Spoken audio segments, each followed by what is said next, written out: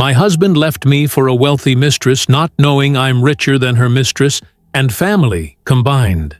He left her for a flashy mistress, never knowing she was the real power behind the scenes. This is the story of how she rose quietly, took control, and showed him what true strength really looks like. If you love stories of resilience, strategy, and silent strength, hit like, subscribe, and share this video with your loved ones.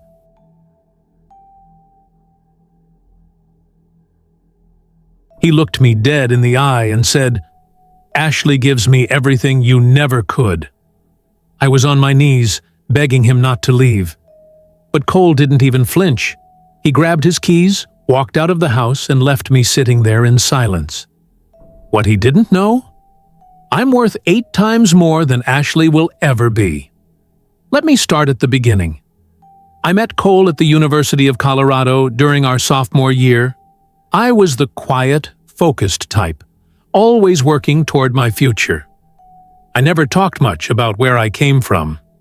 My father owned one of the largest energy firms in Texas, but I wore hoodies from thrift stores and rode the bus like every other broke student. I didn't want anyone to treat me differently. Cole, on the other hand, was the definition of hustle. He worked 2 jobs, took on extra classes, and still managed to stay top of his program. He was ambitious and confident, but not arrogant. I respected his drive. He made me laugh when I didn't even realize I needed to. Slowly, we started spending more time together. Study dates turned into real dates, and before long, we were inseparable. I never told him the full truth about me. I said I did some freelance financial consulting, which was true, but I didn't mention that I managed a trust fund and owned stocks in 3 major tech firms. My investments were already generating millions, but I wanted Cole to like me for me, not my bank account. We dated for 4 years before getting married in a small backyard ceremony.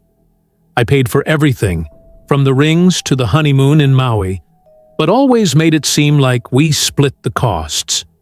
Cole had dreams of starting his own consulting firm, and I made it happen.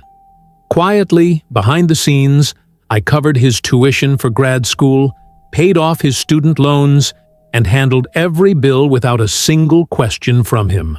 He never once asked where the money came from. When we bought our first house in Denver, the deed was in both our names, but I paid 90% of the down payment. Cole strutted around like it was his accomplishment, calling it his house when friends came over. I never corrected him. I told myself it was just pride. That's what men needed to feel like the provider. But over time, something shifted. Cole started getting distant. He stopped asking how my day was. He never thanked me anymore. He made me feel invisible in my own home. I kept giving. I kept believing. Until I saw the pictures. The photos were on his laptop. He left it open on the kitchen counter like he always did, careless in a way that told me he thought I'd never look. And honestly, I hadn't planned to. But something felt off that day, like my gut was trying to warn me. I glanced at the screen, and there they were. Cole and a woman I didn't recognize, walking barefoot along a beach in the Caribbean, hands locked like they were teenagers in love. My stomach twisted. I clicked through more of them: sunset dinners, yacht parties, designer clothes, champagne bottles. He wasn't working late. He wasn't at conferences. He was living a dream with someone else, while I sat home believing in us. I felt my hands shake. My heart pounded so hard I could barely breathe. That woman, Ashley, I later learned, was everything I had purposely chosen not to be. Loud, flashy, always in heels and diamonds. The type who posted every meal, outfit, and thought to her thousands of followers. Me? I wore Target jeans and kept my wealth in trusts and quiet real estate portfolios. I wasn't hiding who I was. I just never felt the need to show it off. I stared at the pictures until the screen went black. I didn't cry. Not yet. I was too numb for that. When Cole came home later that evening, he kissed me on the cheek like nothing had happened. Like he hadn't spent the weekend playing house with someone else in another country. That night, I couldn't sleep. I just lay in bed, staring at the ceiling, wondering how we got here. I had supported him through everything: his failed startups, the sleepless nights in school, his insecurities. And now, he was with someone who didn't know a fraction of the man I knew. But he had changed. Somewhere along the way, he stopped looking at me like I was his partner. He started seeing me as someone beneath him. And I blamed myself. Maybe I was too quiet. Maybe I made life too easy. Maybe I should have demanded more. The next morning, I made pancakes like I always did. He sat across from me at the table, scrolling through his phone, laughing at something on his screen. Probably her. I watched him, thinking about all the things I could say, all the ways I could destroy him in an instant if I wanted to. But instead, I kept quiet. Because I had a plan. I didn't need to scream or throw things. I didn't need revenge served hot. I was going to do it my way. Quiet, calculated, and permanent. Days passed, but I couldn't get the images out of my head. Her hand on his chest, his arm around her waist. The way he smiled at her like she was his entire world. The same smile I hadn't seen directed at me in months. I kept going through the motions, pretending everything was normal. Cooking breakfast, folding laundry, managing our finances while Cole came and went without explanation. His phone stayed on, silent, face down. His excuses grew flimsier by the day. Then came the night I couldn't keep it inside anymore. It was a Thursday. The house was quiet. Cole had just walked in, smelling like cologne that wasn't his usual, dressed in clothes I hadn't seen him leave in. He dropped his keys on the counter, barely glanced in my direction. "Cole," I said softly, "we need to talk." He sighed like I was a burden. "Can it wait? I've had a long day." "No," I said, firmer now. "Sit down." He looked at me, annoyed, but sat anyway, arms folded. I took a deep breath and slid my phone across the table. The screen lit up with the photos I found, him and Ashley on the beach, wrapped in each other like they were married. "I know," I whispered. "I've known for weeks." He stared at the screen, then back at me, and for a moment, I thought maybe I'd see regret, shame, an apology. Instead, he leaned back and said, "She's on my level. You never were." That sentence, it wasn't just cruel, it was surgical. He didn't shout. He didn't flinch. He just said it like it was fact. I stared at him, feeling every piece of my heart splinter. I had given this man everything. My time, my love, my money. I'd poured years into building a life with him, and now he was tossing it aside like I was a placeholder until someone flashier came along. He stood, grabbed a small duffel bag from the closet, and without looking back said, "I'll come by for the rest of my stuff later. Ashley's waiting." And then he was gone. Just like that. I sat in that silence for hours. No tears, no screams, just disbelief. The walls around me, the home I paid for, the furniture I picked out, the life I built, suddenly felt like a stranger's. But I wasn't broken. Number. That night, something inside me hardened. He thought I was beneath him. He thought I'd be nothing without him. What he didn't realize was that while he was out chasing attention and admiration, I was building an empire, quietly, smartly, and with precision. And now that the mask was off, so was mine. The morning after Cole left, I woke up in a fog. His side of the bed was empty, the closet half bare, his cologne lingering faintly in the air. For a moment, I stared at the ceiling, remembering everything he'd said, especially those final words. "She's on my level." "You never were." I could have cried. I could have called my best friend and ranted, thrown his things out on the lawn, made a spectacle. But I didn't. Instead, I brewed a cup of coffee, opened my laptop, and pulled up my investment portfolio. Within seconds, I was looking at the companies I held shares in: tech firms, real estate ventures, green energy startups. My personal net worth had crossed $60 million 2 months earlier. Quietly. Without fanfare. Without anyone needing to know. That same morning, I did some digging. It didn't take much to find Ashley's online presence. She was loud. Instagram, YouTube, TikTok. She was all over social media showing off rooftop brunches, yacht trips, and luxury shopping hauls. Always with Cole by her side, always with a smug little caption about elevating her life. To her followers, she was a self-made success story. A glamorous influencer.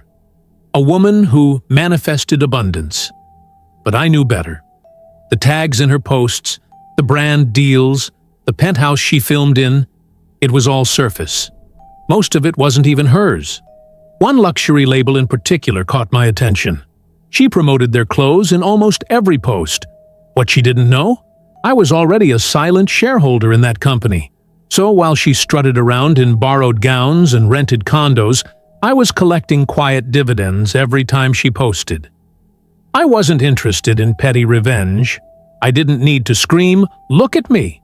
I wanted something deeper, control.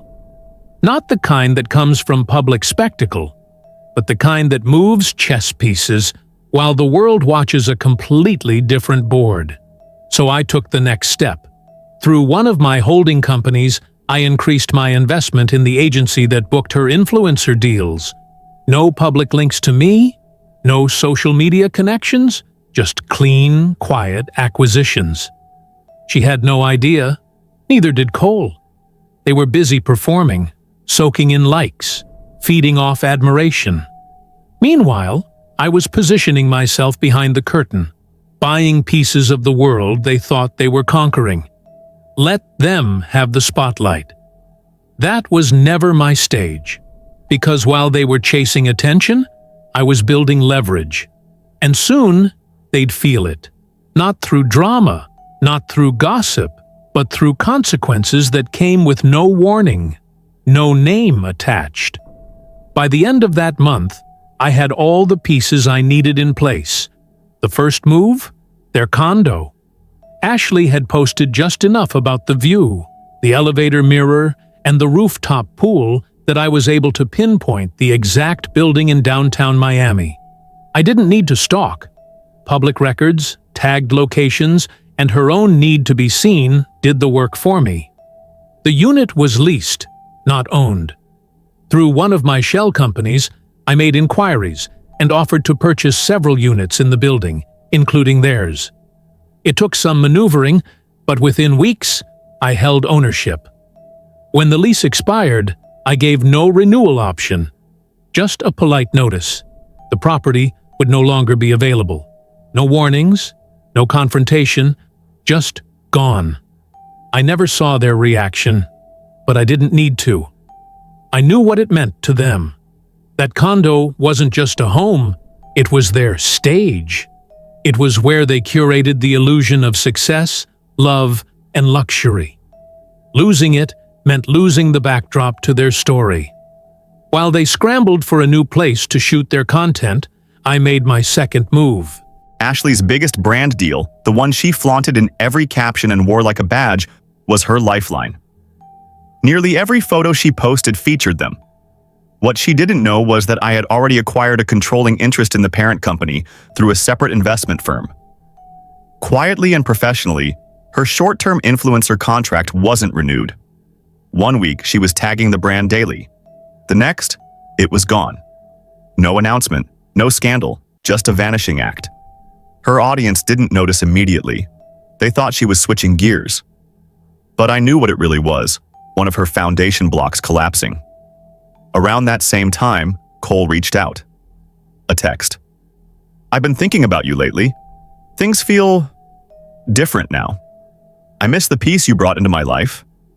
I stared at it for a long moment, unsure whether to laugh or feel insulted. The same man who once said I was beneath him, who left me like discarded furniture, was now crawling back. "You never made things difficult," he wrote. "You always understood me in ways she never could." I didn't reply. Instead, I forwarded the message to my assistant with one instruction: keep it brief. No drama. She responded for me. "Miss Bennett wishes you well." That was all. No explanation, no bitterness, just a closed door with class.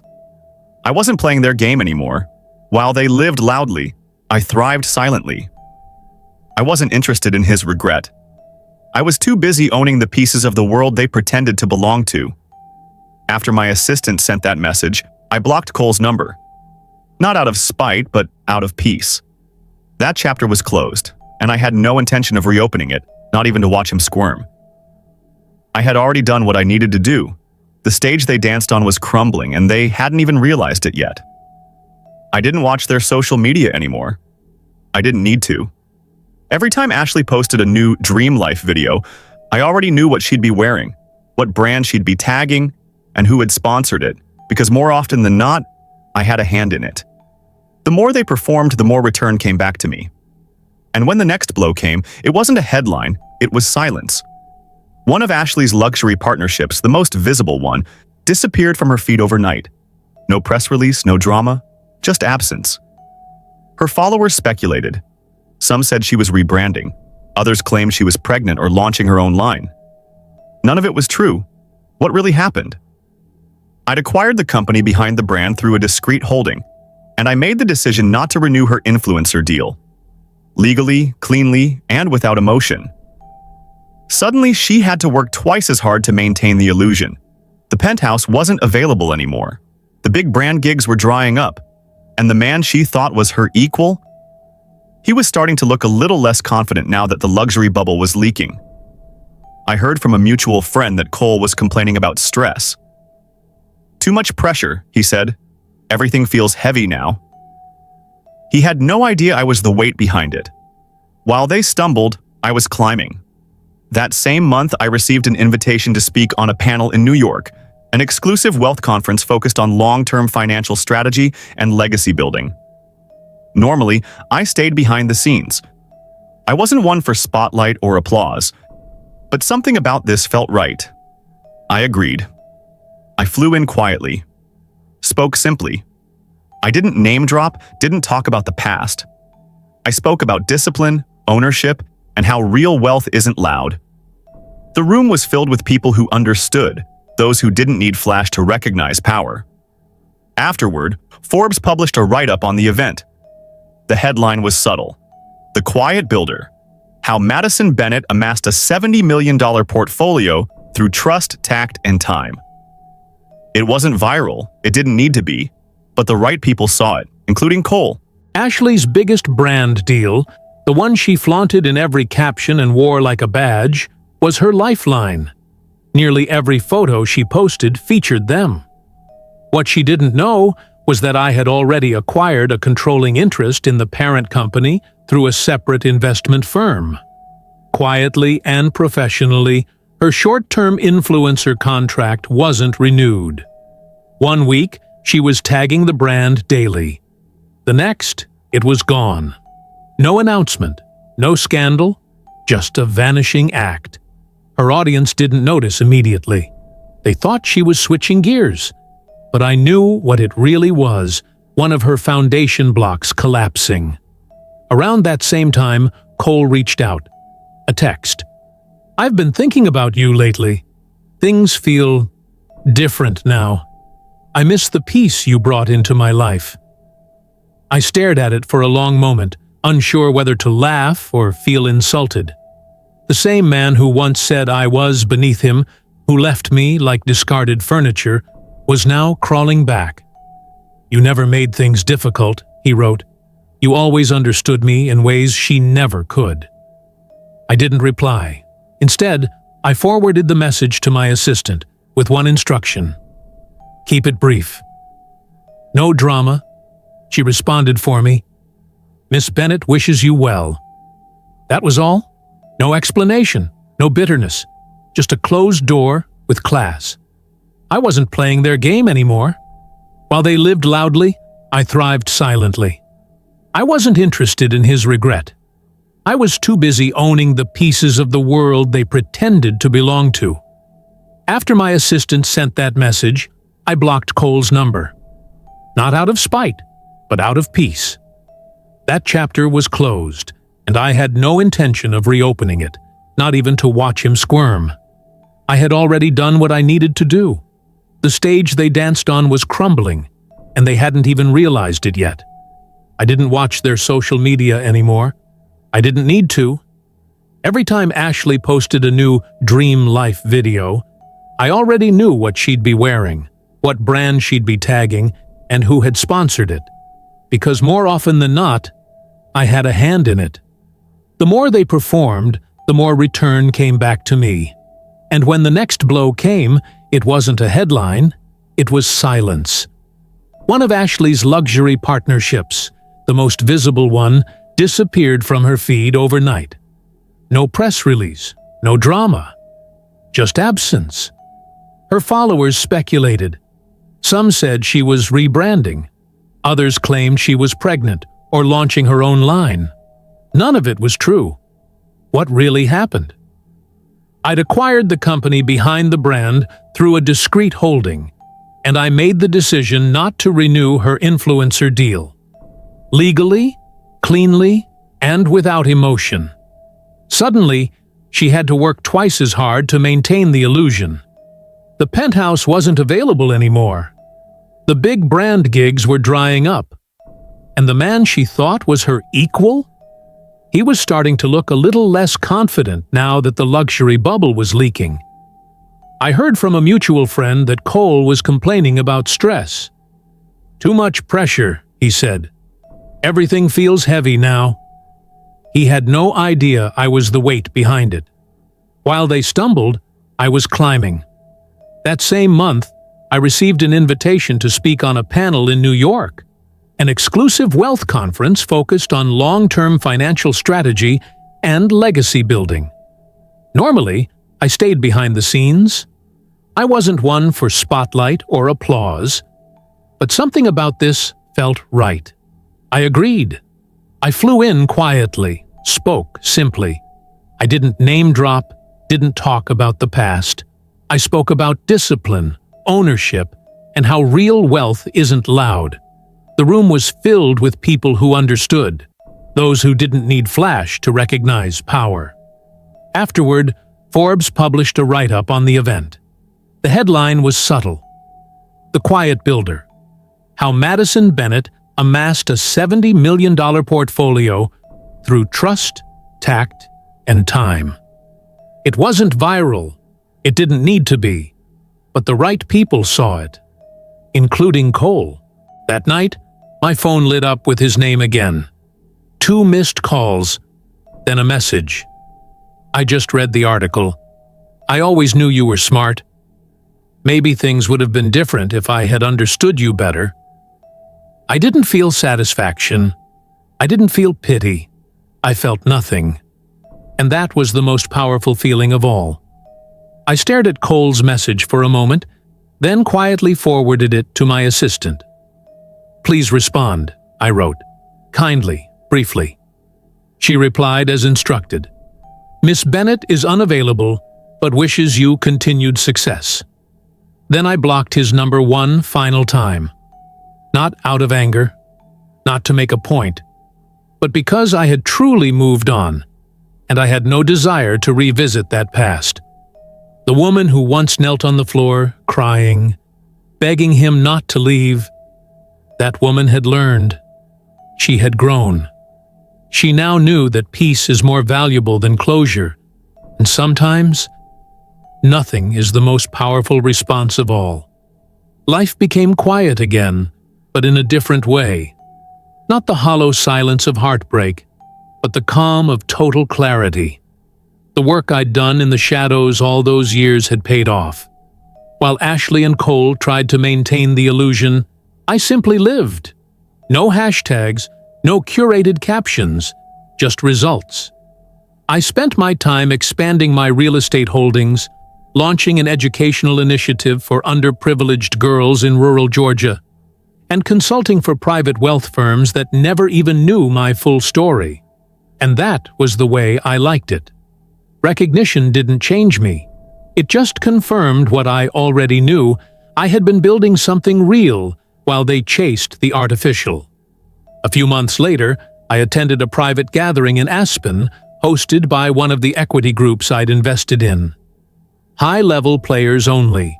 People who moved industries, not just trends. Over wine and quiet conversation, one of the senior partners leaned toward me and said, "You've been on our radar for a while, Madison. You don't make noise, but you move big pieces. I respect that." I smiled and nodded. That was the kind of compliment that mattered.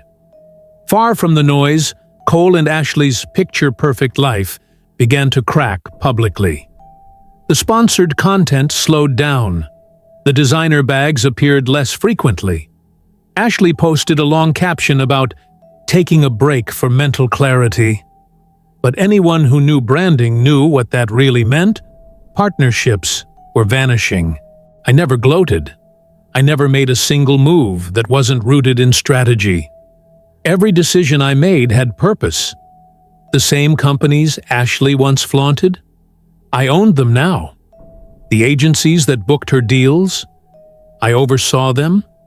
The brands Cole bragged about helping to build? They reported to boards I sat on. And I did it all without ever saying a word to either of them. I didn't want them to fail. I just made sure I wasn't the one holding the short end of the story. Let them wonder what happened. Let them ask themselves who moved the ground beneath them. Because I wasn't the one left behind. I was the one building forward, quietly, powerfully, and completely on my own terms. The seasons changed. With each passing month, the noise around Cole and Ashley faded into background static. Their once envied lifestyle now looked like a crumbling movie set. No more rooftop champagne toasts. No more brand shout-outs. Just occasional blurry photos and forced smiles from their remaining followers trying to keep the illusion alive. I didn't care. I wasn't watching for the fall. I had long since moved on. My days were filled with purpose now. Not spite, not revenge, purpose. The educational foundation I'd launched had already funded scholarships for over 100 girls across southern states. I sat on 2 corporate advisory boards. My net worth passed $80 million quietly. No announcement, no celebration, just another tick on the balance sheet. Then, something unexpected arrived. A letter. Not an email. Not a DM. A handwritten note sent to my office through a courier. No return address, but I knew that handwriting. Cole. I held the envelope between my fingers for a long time before opening it. Inside, the message was simple. I was wrong. About everything. I didn't see who you were because I was too blinded by who I thought I wanted. Ashley's gone now. She left when the sponsors stopped calling. I don't expect forgiveness. I just needed to say, I'm sorry. You were always more than I deserved. I sat still, not angry, not smug, just still. I folded the letter back, placed it in a drawer, and never responded. That version of me, the one who needed answers, who begged for love, who doubted her own worth, she no longer existed. He had left her behind, but in her place stood a woman who didn't have to raise her voice to be heard, who didn't need validation, who knew her value without needing anyone else to say it out loud. A few weeks later, I was invited to speak again, this time at a closed-door summit in D.C., on generational wealth and discrete power. I hesitated at first. Public appearances weren't my thing, but something in me shifted. Maybe it was time. I accepted. The room was filled with senators, Fortune 500 CEOs, and industry titans. I didn't tell my personal story. I didn't need to. I simply spoke about leverage, patience, and the strength of strategic silence, about how legacy isn't built with volume, it's built with vision. After the talk, a young woman approached me. Bright eyes, nervous smile, maybe mid-20s. "You probably don't remember me," she said, "but I got one of your scholarships. You changed my life." That moment? That's when I felt it. Not pride, not ego. Peace. Real, deep peace. Not because I had won, but because I had grown. Because I had poured pain into purpose and built something that would last far longer than Cole's apology or Ashley's online fame. Because I was living on my terms now, and there was no turning back. I returned from DC to a calm I hadn't felt in years.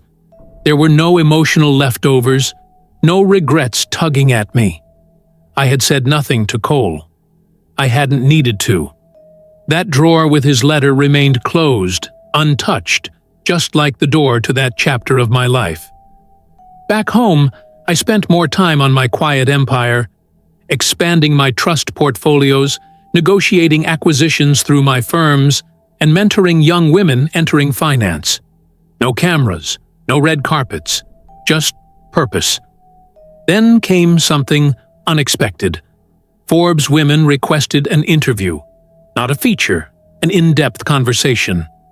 The journalist, Andrea Shaw, had seen my panel in DC and was intrigued by how someone so influential remained so unknown.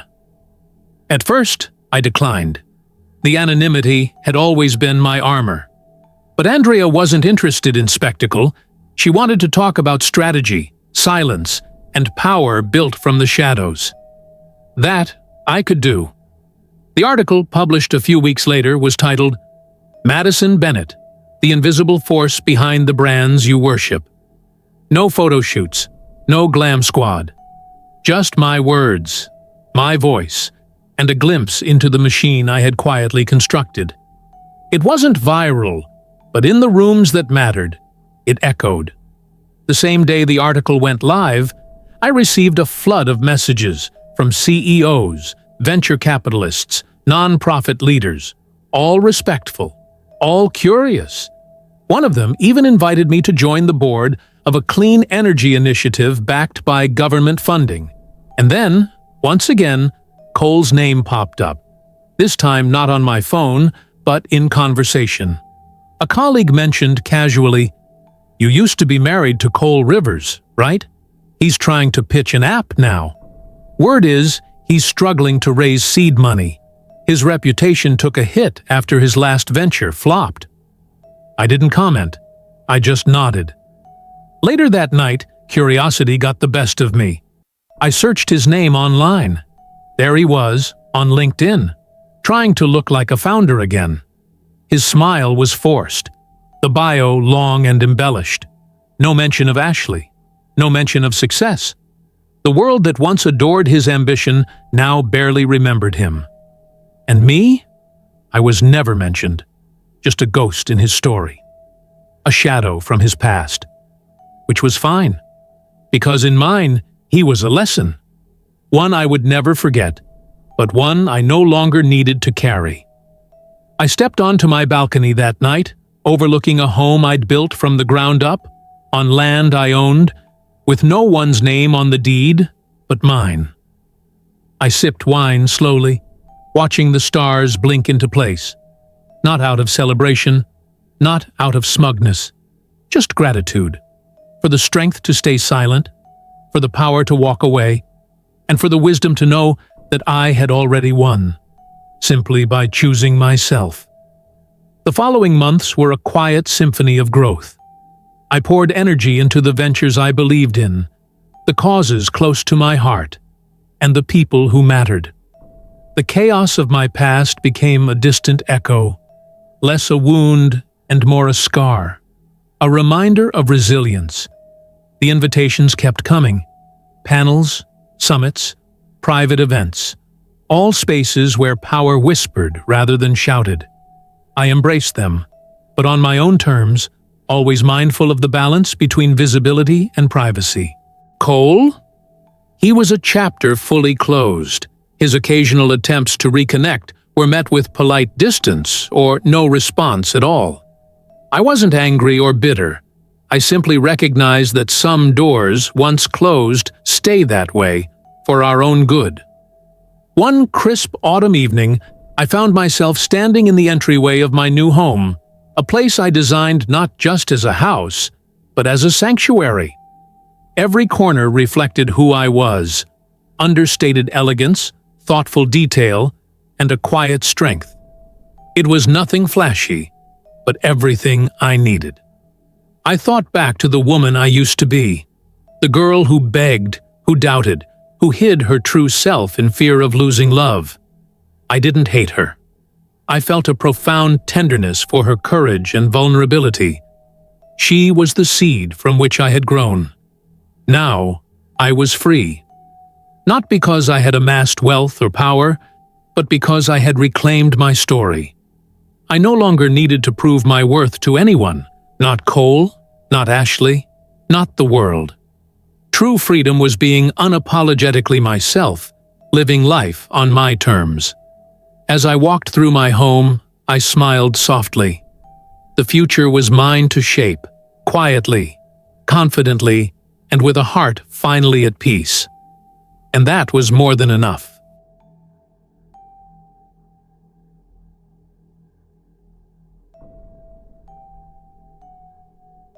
Madison's journey shows us that true strength doesn't always roar. It often whispers. In a world obsessed with appearances and loud success, her story reminds us that quiet resilience, strategic thinking, and self-worth built from within can overcome betrayal and lead to real, lasting empowerment. Sometimes, the most powerful victories come not from revenge or confrontation, but from rising above with grace and owning your narrative on your own terms. If you found Madison's story inspiring, please like, share, and subscribe to our channel. Your support helps us bring more powerful stories that celebrate resilience and growth. Share this with someone who needs a reminder that strength comes in many forms and that true success is living authentically. Thank you for being part of our community.